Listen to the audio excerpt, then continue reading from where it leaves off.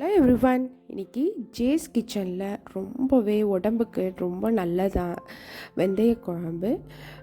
இந்த இந்த வெயில் காலத்துக்கு ரொம்ப நல்லது, வயிற்றுக்கு. இது எப்படி செய்கிறதுன்னு பார்க்கலாம். நான் இந்த வெந்தய குழம்புக்கு பூண்டு நிறைய சேர்த்துக்குவேன். ஒரு 2 பூண்டு போல் உரித்து வச்சுருக்கேன். அதில் பாதி இடித்து பாதி முழுசாக போட்டிருக்கேன். ஏன்னா சாப்பிடாதவங்க கூட அதை எடுத்து வச்சு சாப்பிடாத அளவுக்கு இடிச்சிருவேன். கொஞ்சமாக பாதி அப்படியே போட்டுக்குவேன் முழுசாக.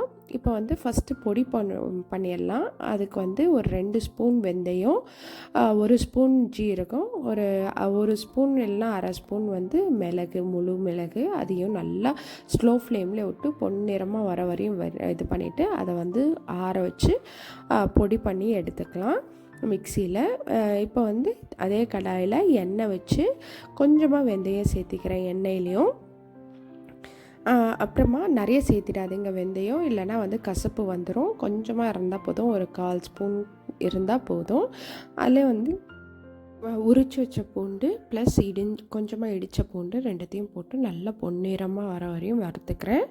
அதுக்கப்புறமா சின்ன வெங்காயம் ஒரு 10-15 போல் உரித்து நறுக்கி வச்சுருந்தேன், அதையும் போட்டுக்கலாம். அதுவும் நல்லா வணங்கினோடனே ஒரு 3 தக்காளி நான் மெலிசாக அரைஞ்சிக்கிறேன். உங்களுக்கு பொடி பொடியாக வேணும்னாலும் அதை அரிஞ்சு எடுத்துக்கோங்க. அது நல்லா மசிஞ்சு வரணும்.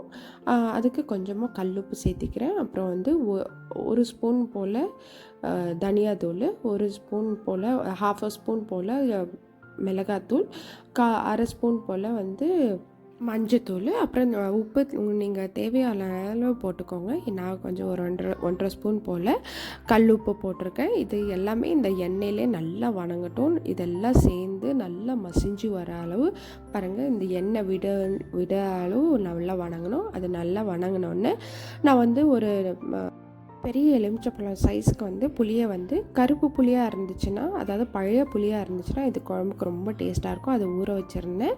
அதையும் திக்காக கரைச்சி நான் இந்த மாதிரி பாருங்கள் ஊற்றிட்டு, நம்ம ஆட்டி வச்சுருந்த பொடி இருந்தது இல்லையா, இந்த எண்ணெய் நல்லா பிரிஞ்சு வந்தோடனே தான் அந்த பொடியை சேர்க்கணும்.